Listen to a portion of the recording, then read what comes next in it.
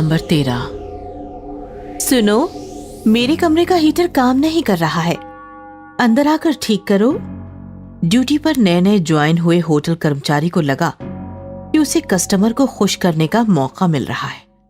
वो झट से उस मैडम के पीछे रूम में चला गया और मैडम ने अंदर से दरवाजा बंद कर लिया।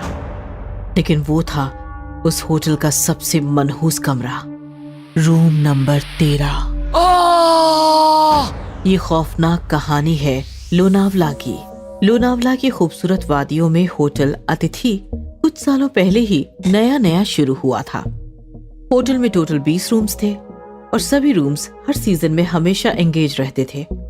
लेकिन होटल अतिथि में एक कमरा ऐसा भी था जिसमें बस एक बार एक ही कस्टमर गया और उसके बाद वो कमरा हमेशा हमेशा के लिए आउट ऑफ सर्विस हो गया।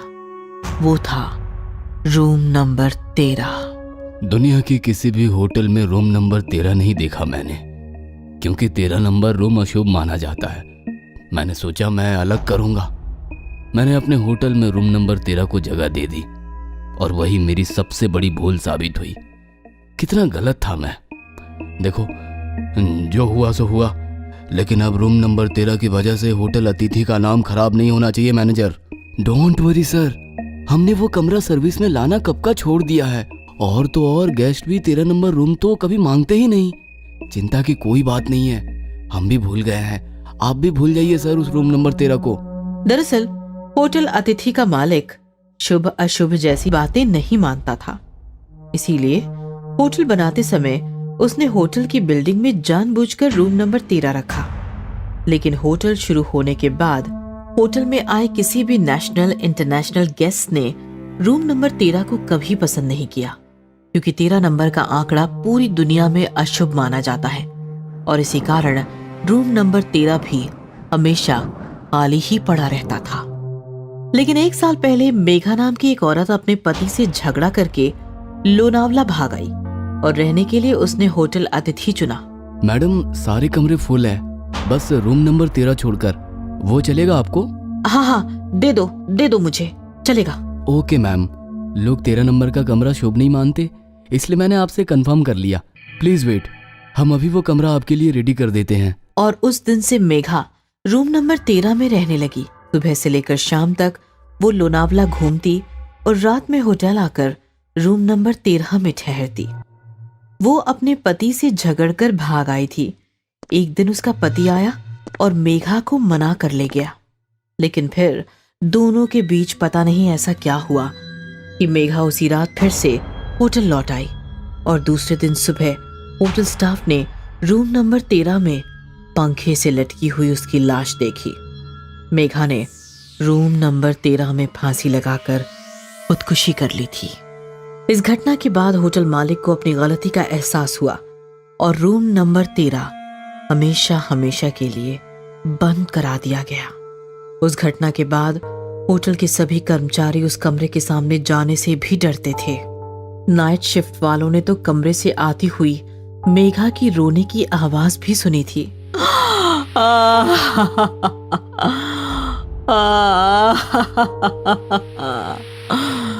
विशाल, तुमने ठीक नहीं किया। तुमने ठीक नहीं किया विशाल। मार दूंगी, सबको मार दूंगी। एक हफ्ते पहले एक रूम सर्विस वाला रूम नंबर 14 को सर्विस देकर आ रहा था। तब उसने रूम नंबर 13 के सामने बैठा रोता हुआ मेघा का भयानक भूत देख लिया।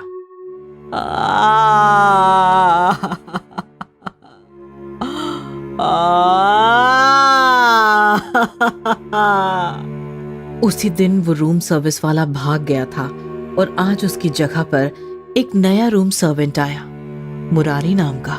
मुरारी, रूम नंबर 14 से बटर चिकन का ऑर्डर आया है, जा देकर आ। जी दीजिए, अभी गया और अभी आया। अबे आराम से जा।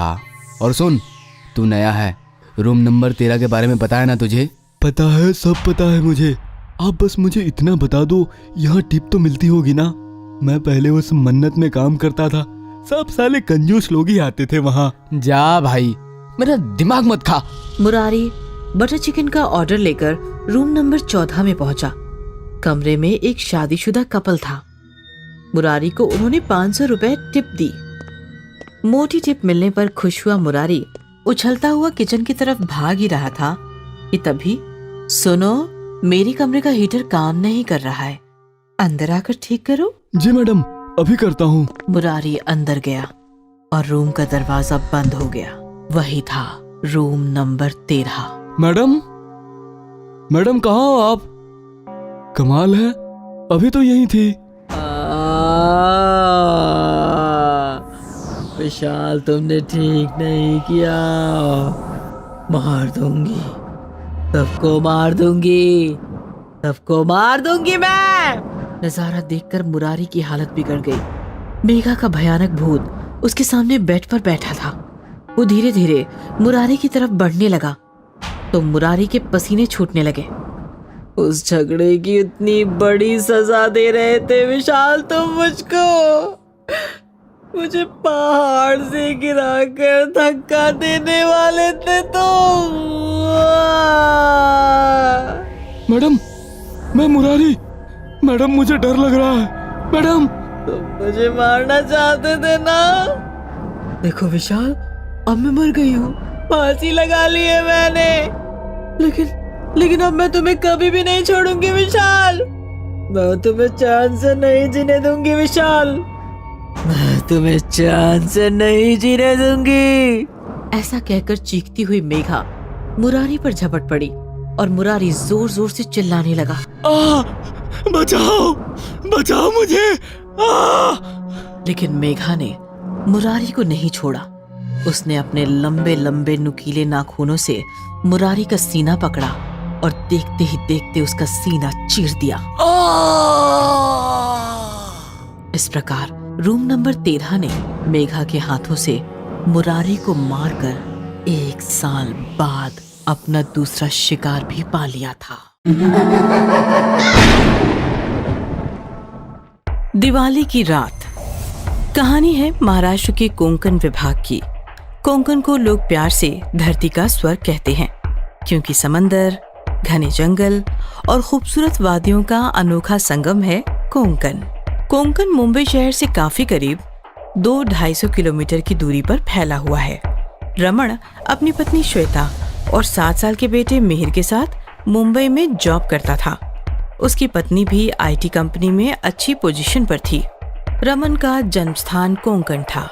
सावंतवाड़ी नामक छोटे से गांव में उसका एक खूबसूरत सा घर था, लेकिन वो घर अब खाली पड़ा था क्योंकि उसके माता पिता कई सालों पहले ही गुजर चुके थे और उसके कोई भाई बहन भी नहीं थे। दिवाली की बात है, सबकी दिवाली की छुट्टियां शुरू हुई थी। एक दिन श्वेता रमन से बोली, इस दिवाली में हम सावंतवाड़ी जाएंगे, वहाँ हमारा इतना बढ़िया घर है, पता नहीं किस हालत में होगा, हम आते जाते रहेंगे तो घर भी मेंटेन रहेगा। रमन मान गया और दूसरे दिन सब लोग कार में बैठकर सावंतवाड़ी के लिए निकले। सफर का मजा लूटते लूटते सावंतवाड़ी कब पहुँचे पता ही नहीं चला। जब उन्होंने अपना घर देखा तो वो देखते ही रह गए। घर काफी सुनसान और अकेला खड़ा था। घर के चारों ओर लंबी लंबी घास और झाड़ियां बढ़ चुकी थीं। पापा, ये तो हॉन्टेड हाउस है। बेटा, जब मैं छोटा था तब आसपास बहुत सारे घर थे। शायद हमारे पड़ोसी दूसरी जगह शिफ्ट हो गए हों। कोई बात नहीं, हम इसे फिर से नया करेंगे। रमन, मजदूरों का बंदोबस्त करो। रमन ने एक गांव वाले की मदद से कुछ मजदूर बुला लिए, लेकिन मजदूर काफी डरे हुए थे। कुछ लोग अंदर की सफाई करो, कुछ लोग बाहर की घास साफ करो। जैसे ही एक मजदूर ने घर का मेन दरवाजा खोला, उसके सामने एक भयानक पिशाच दरवाजे में खड़ा मुस्कुरा रहा था।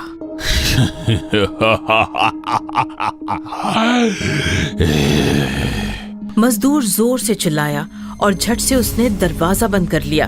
क्या हुआ? वो अंदर पिशाच। कुछ भी, रुको मैं देखता हूँ। रमन ने दरवाजा खोला तो अंदर कोई नहीं था।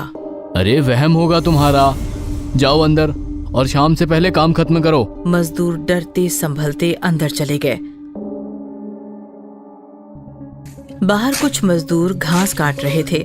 श्वेता उनको बारीकी से देख रही थी।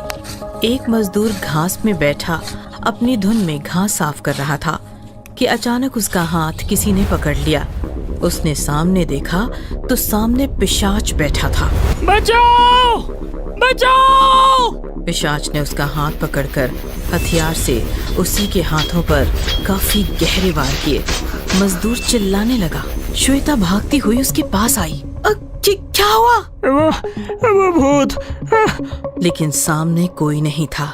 उसका हाथ भी बिल्कुल ठीक था। अरे कुछ नहीं, वहम है तुम्हारा, डोंट वरी। मजदूर शर्मिंदा होकर काम करने लगा। उसने काफी सारी घास काटकर पीछे फेंकी। उस कटी हुई घास पर श्वेता की नजर पड़ी तो उसका दिल दहल गया। घास पर काफी सारा खून लगा हुआ था। शाम होने से पहले ही मजदूर काम खत्म करके निकल गए। घर भी पूरी तरह सेट हो चुका था। मेयर हॉल में बैठकर मोबाइल में गेम खेल रहा था और श्वेता रमन के साथ बेडरूम में थी। वो काफी चिंतित थी। कम ऑन श्वेता, घास में कोई जानवर बैठा होगा, कट गया होगा, उसमें इतनी परेशान होने वाली क्या बात है? दूसरा दिन दिवाली का था। मेहर और रमन घर को गेंदे के फूलों की माला से सजा रहे थे। श्वेता अंदर पूजा की तैयारियां कर रही थी। श्वेता ने रमन को आवाज लगाई। रमन, रमन, जरा अंदर आना तो। आवाज सुनकर रमन अंदर चला गया और मेहर वहीं बाहर खड़ा रहा। तभी अचानक एक काफी डरावना पिशाच आंगन में दरवाजे के पास आया। मेहर उसे देखकर इतना डर गया कि उसके मुंह से कोई आवाज ही नहीं निकली।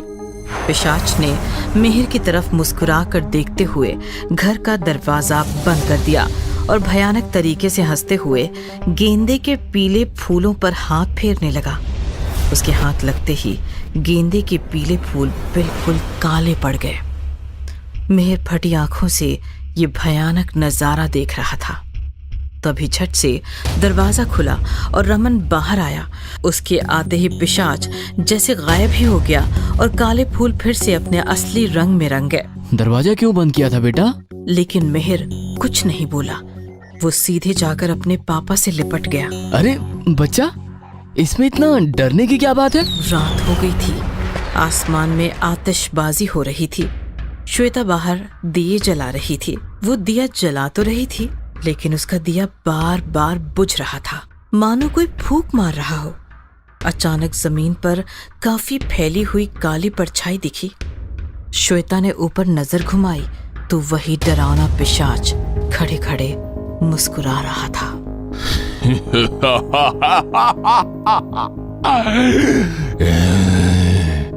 श्वेता दिए छोड़कर घर के अंदर भागी और उसने दरवाजा बंद कर लिया। अंदर रमन मेहर को समझा रहा था। डोंट वरी बच्चा, तुम्हारा वहम था वो। डोंट वरी, पूजा करेंगे, उसके बाद ढेर सारे पटाखे उड़ाएंगे। तभी श्वेता गिरती संभलती वहां आई और आते ही बोली, किसी का कोई वहम नहीं है रमन, यह सच में भूत है। मेरी ही गलती थी जो मैंने यहाँ आने को कहा। हमारी जान को खतरा है रमन, चलो चलो चलो चलते हैं यहाँ से। रमन निकलो यहाँ से। What? इम्पॉसिबल। तभी अचानक कोई जोर जोर से दरवाजा पीटने लगा, खिड़कियां पीटने लगा। श्वेता और मेहर रमन से लिपट गए। थोड़ी देर बाद दरवाजा और खिड़कियां तोड़कर बहुत से पिशाच अंदर आ गए। श्वेता और मेहर ने रमन को कस के पकड़ लिया। अब रमन भी काफी डर गया था। क्या चाहते हो तुम? क्यों परेशान कर रहे हो? हम यहाँ दिवाली मनाने आए हैं। प्लीज हमें सुकून से रहने दो। रहना नहीं, यहाँ से निकलना है, वो भी अभी के अभी। हम 10 साल से इस सुनसान मकान में रह रहे हैं। ये मकान अब हमारा है।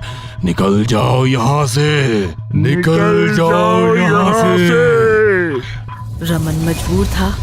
श्वेता और मेहर भी काफी सदमे में थे। एक पिशाच अंदर जाकर उनका सारा सामान बैग्स में समेट कर ले आया।